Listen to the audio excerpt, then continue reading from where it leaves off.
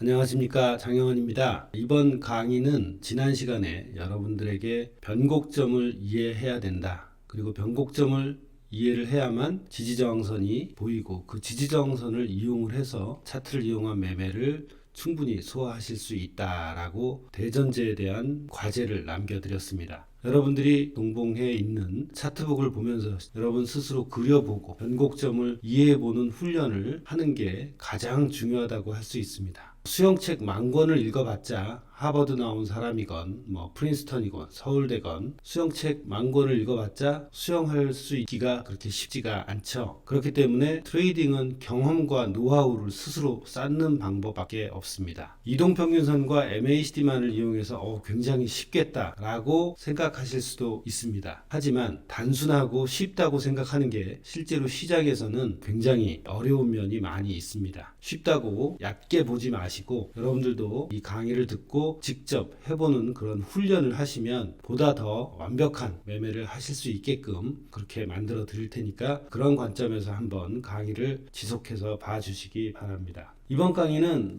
지난 강의에 이어서 차트 분석을 하기 위해서는 어떤 책을 읽어야 하느냐, 그리고 주식 매매가 심리전이라고 얘기하는데 그 심리를 어떻게 하면 이해할 수 있을까, 심리를 어떻게 극복할 수 있을까라는 책을 여러분들한테 먼저 소개를 시켜드리고, 그리고 이제 차트 세팅하고 제가 가진 노하우를 여러분들한테 하나씩 풀어드리도록 하겠습니다.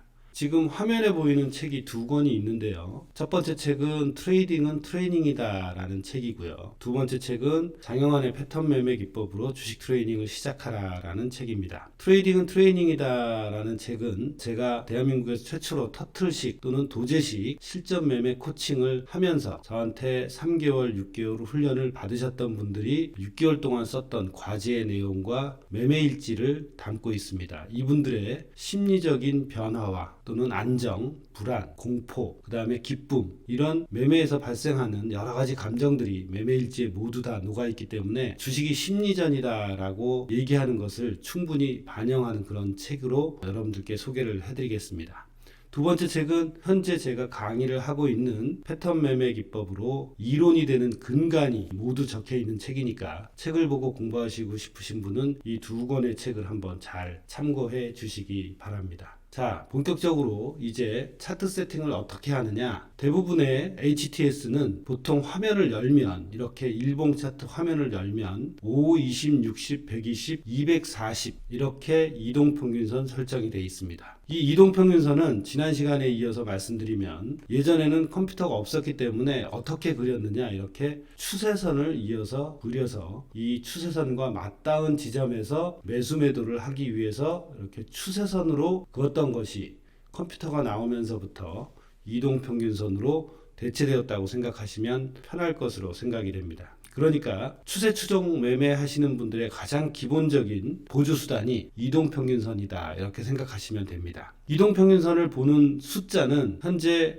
증권사 HTS를 열면 모두 5, 20, 60, 120으로 되어 있고 MACD 또한 12, 26, 9로 설정이 되어 있습니다. 하지만 저 같은 경우는 우리나라의 HTS가 도입되기 전부터 이미 다른 이평선과 MACD의 설정을 굉장히 많은 방법으로 시행착오를 거듭하면서 MACD를 설정을 하고, 그 다음에 이동평균선도 제 나름대로 설정을 해서 확률이 좋다라고 판단하는 그런 경험이 나와서 이 오시는 분들에게도 이 이평선을 쓰지 않고 다른 이평선을 쓰고 MACD의 설정도 다른 숫자를 넣어서 사용하게 하고 있습니다. 마찬가지로 여러분들한테도 다른 이평선 설정의 숫자와 MACD 설정을 말씀드리는데, 참고로 여러분들이 시계 이평선 설정과 MACD의 설정을 바로 응용하실 수 있지만 저는 이 이평선 설정과 MACD 시그널을 어떤 숫자로 해야 될지 시행착오를 겪은 지 5년 정도 만에 이 설정으로 정착이 된 것을 말씀드립니다. 그러니까 굉장히 많은 시행착오를 겪어서 이평선 설정이 완성이 되었다는 거죠. 자, 그럼 이평선 설정하는 방법을 여러분들과 함께 해보겠습니다. 자, 지금 5, 20, 60, 120으로 되어 있는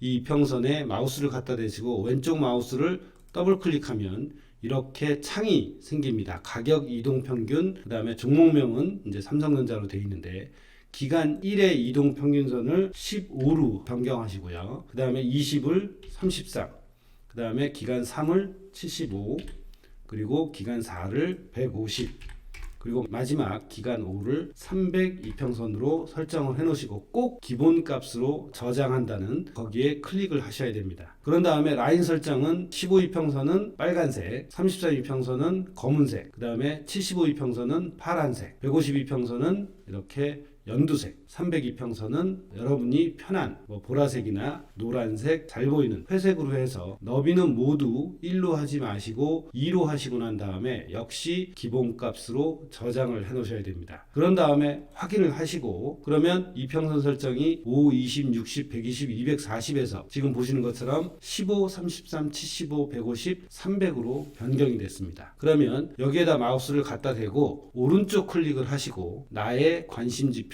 추가를 누르시기 바랍니다. 그러면 현재 엑스패턴 매수, 엑스패턴 감시는 제가 개발해서 사용하고 있는 그런 자동 매매 시스템의 시그널인데 이 이외에 가격 이동 평균이 이렇게 들어오게 되어 있습니다. 자, 두 번째 MACD와 시그널선을 설정하는 법을 말씀드리겠습니다. MACD와 시그널선을 마찬가지로 왼쪽 마우스를 클릭을 하시고 더블 클릭을 2번 하시면 이렇게 MACD에 대한 창이 뜨게 됩니다. 그러면 숏 단기는 12에서 5로 바꾸시고 롱은 20, 그 다음에 시그널은 다시 5로 바꾸신 다음에 기본값으로 저장하는 걸 역시 클릭을 하시고 라인 설정으로 넘어가십니다. MACD 오실레이터는 저는 사용하지 않습니다. 그렇기 때문에 클릭이 되어 있는 걸 언클릭을 해주시고요. MACD는 빨간색, 역시 너비는 2, 그 다음에 시그널은 파란색, 역시 너비는 2로 해서 확인을 눌러주시면 MACD의 굴곡이 약간 더 조밀해졌음을 여러분들이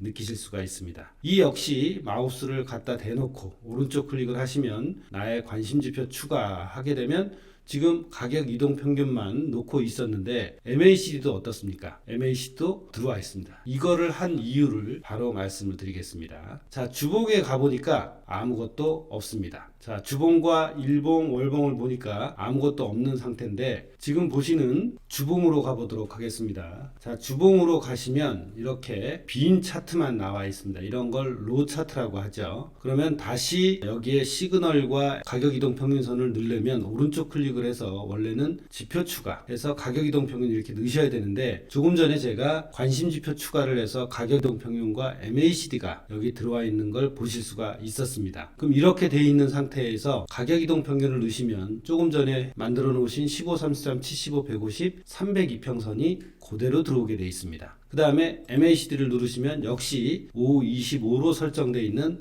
MACD가 들어오게 돼 있고요. 월봉으로 누르게 되면 지금 이렇게 제대로 돼 있습니다. 15, 33, 75, 150, 300으로 돼 있고요. 자, 분봉으로 가보겠습니다. 분봉도 역시 15, 33, 75 이평선, 그러니까 일주월 분봉 모두 같은 형태로 놓고 매매를 하고 있다는 거죠. 자, 이런 상태에서 다시 아무것도 없다면 가격 이동 평균과 MACD를 클릭을 하면 지금 보시는 것처럼 일주월봉과 분봉이 모두 여러분들이 제가 원하는 설정으로 바뀌게 돼 있습니다. 자, 이런 상태에서 다시 미국 주식 차트를 한번 보겠습니다. 자, 미국 주식 차트 또한 어떻게 되어 있습니까? 자, 이것도 여러분들이 이제 좀 품을 파르셔야겠죠. 520, 60, 120, 240으로 되어 있는 걸 다시 왼쪽 클릭을 하겠습니다. 자, 왼쪽에 관심 지표에는 아무것도 없죠, 지금. 자, 없는 상태에서 이걸 클릭을 해서 다시 기간을 15, 그리고 기간 2를 33, 기간 3을 75, 그리고 기간 4를 150, 그리고 기간 5를 300으로 설정을 하고 반드시 기본값으로 저장을 하셔야 됩니다. 그리고 난 다음에 라인 설정을 가셔갖고 15일은 역시 빨간색 너비 2, 33은 검은색 또는 너비 2, 또 75도 파란색 너비 2 이런 식으로 해서 기본값 저장을 한 다음에 확인을 누르시면 이렇게 한국 주식에서와 마찬가지로 15, 33, 75, 150, 300 이평선으로 설정이 변했습니다. 자, 이걸 다시 오른쪽 클릭을 해서 관심지표 추가를 하니까 왼쪽에 가격 이동 평균이 들어와 있죠. 자, MACD 시그널 또한 다시 왼쪽에 더블 클릭을 하면 이렇게 MACD 지표 설정 창이 뜨고요. 12로 되어 있는 걸 다시 5로 바꾸시고 그리고 롱을 20, 시그널을 5로 바꾸신 다음에 기본값 저장으로 클릭을 하시고 라인 설정을 가셔서 MACD 오실레이터는 언클릭을 하시고 빈 공간으로 놔두시고 MACD는 빨간색 너비 2, 시그널 역시 파란색 너비 2, 국내나 해외나 똑같은 설정을 하셔야 됩니다. 마지막으로 기본값으로 저장하는 걸 이렇게 확인을 누르시면 이렇게 MACD가 조금 더 변곡이 심한 현상을 보실 수가 있고, 이건 역시 마우스를 갖다 대고 오른쪽 마우스를 클릭을 하시면 관심지표 추가가 나옵니다. 그래서 관심지표 추가를 하시면 가격 이동 평균과 MACD가 함께 표시가 되고 있고요. 미국 주식 역시 주봉을 아무것도 없는 상태에서 가격 이동 평균과 MACD로 이렇게 설정을 편하게 놓으실 수가 있습니다. 자, 월봉으로 가보겠습니다. 월봉 또한 가격 이동 평균을 이렇게 제가 설정한 방법대로 하고 MACD를 클릭을 하면 수고로움 없이 바로 바꾸실 수가 있습니다. 자, 분봉도 마찬가지로 가격 이동 평균과 MACD를 이렇게 관심지표에 넣어 놓으면 편하게 바꾸실 수가 있습니다. 왜냐하면 이렇게 해놓지 않으면 매번 여러분들이 HTS를 껐다가 킬 때 이 설정이 지워지고 증권사에서 설정한 520, 60, 120 이평선을 마주하게 됩니다. MACD 시그널 또한 12, 26, 9로 되어 있기 때문에 매번 이걸 바꿔주셔야 되는 번거로움이 있습니다. 자, 이렇게 제가 보는 이동평균선 설정과 MACD와 시그널도 설정을 바꿔서 여러분들이 같은 화면을 보고 이제부터는 한 발 한 발 정확하게 지지선과 저항선을 찾는 그런 방법들을 배워가 보도록 하겠습니다. 자, 두 번째로 이제 이동평균선과 MACD에 대해서 쭉 설명을 해드릴 텐데, 한국 주식의 삼성전자를 보고 요거를 이제 요 부분을 없애시려면 손가락 부분 좌측 메뉴 보이기 감추기를 누르셔서 차트를 크게 보시면 되고요.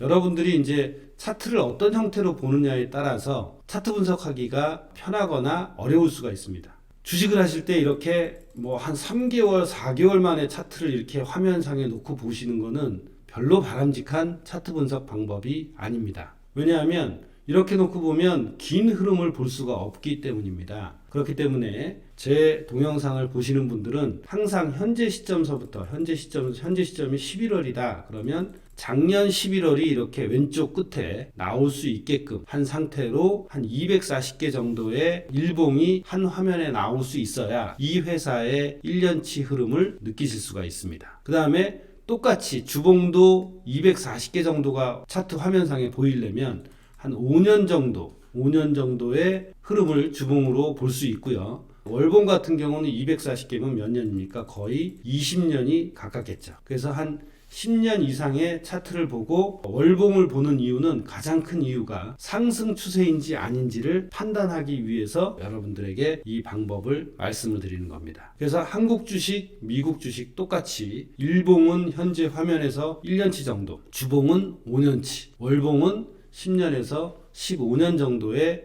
화면을 놓고 보시면 추세 판단하는 것도 그렇고 일봉에서 정확한 매수 타이밍을 잡는 것도 충분히 해내실 수 있을 거라고 생각을 합니다. 자, 추세 추종 매매에 대해서 잠깐 아까 말씀을 드렸는데, 추세 추종 매매와 가장 궁합이 맞는 것은 조금 전에 말씀드렸듯이 그 이동평균선과 MACD인데, 이동평균선은 컴퓨터가 없을 때 어떻다고 그랬죠? 이렇게 두 개의 선을 잇는 그런 추세선을 그음으로 인해서 이런 지점에서 매수를 하기 위해서 이 추세선을 긋는데, 컴퓨터가 생기고 나서부터는 이 추세선을 이동평균선이 대체를 하게 됐습니다. 자, 그러면 지금 여러분들 화면에 보이는 가격과 그 다음에 이동평균선과 MACD가 있는데, 가격을 선행하는 지표는 이 세상에 하나도 없습니다. 자, 가격이 움직이면 15일 이평선이라는 것은 15일 동안의 가격, 15일 종가를 15일간의 가격을 그러니까 평균한 가격을 이동평균선 점이라고 하고, 33일 동안의 가격을 평균한 선을 33 이평선이라고 합니다. 그러니까 이제 차트를 맨 처음으로 보내면 15일 동안은 이평선이 안 생기는 거죠. 15일이 지나고 이평선이 하나 생기고, 33일이 지나고 이평선이 하나 생기고, 또 75일이 지나고 이평선이 하나 생기고, 150일이 지나고 이평선이 하나 생기고, 이렇게 300일이 지나야 이평선이 생기게 되는 겁니다. 자, 여러분들 그 차이를 보시겠죠? 자, 이렇게 가격이 움직여야만 이동평균선의 가격이 설정이 되니까, 가격과 이동평균선 중에 어느 게 더 후행지표겠습니까? 당연히 이동평균선이 후행지표입니다. 이건 굉장히 중요한 매매 타이밍에 영향을 주는 그런 요인이라고 여러분들께서는 꼭 기억을 하셔야 되고요. 자, 그러면 MACD는 무엇으로 만들어지는가? MACD하고 시그널은 MACD의 영어 약자는 Moving Average Convergence Divergence입니다. 즉 이동평균선이 모이고 벌어지는 현상을 가지고 만든 지표가 MACD입니다. 그러니까 MACD의 근간은 바로 이동평균선이라는 얘기죠. 이동평균선이 움직이면 그 뒤에 따라서 MACD 시그널이 움직입니다.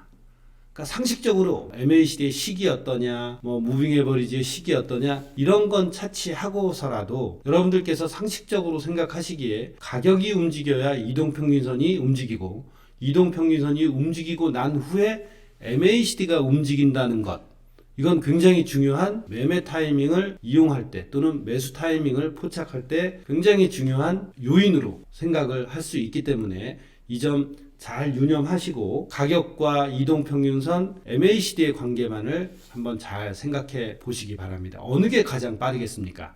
가격이 움직이고 이동평균선이 움직이고 그 다음에 MACD가 움직입니다.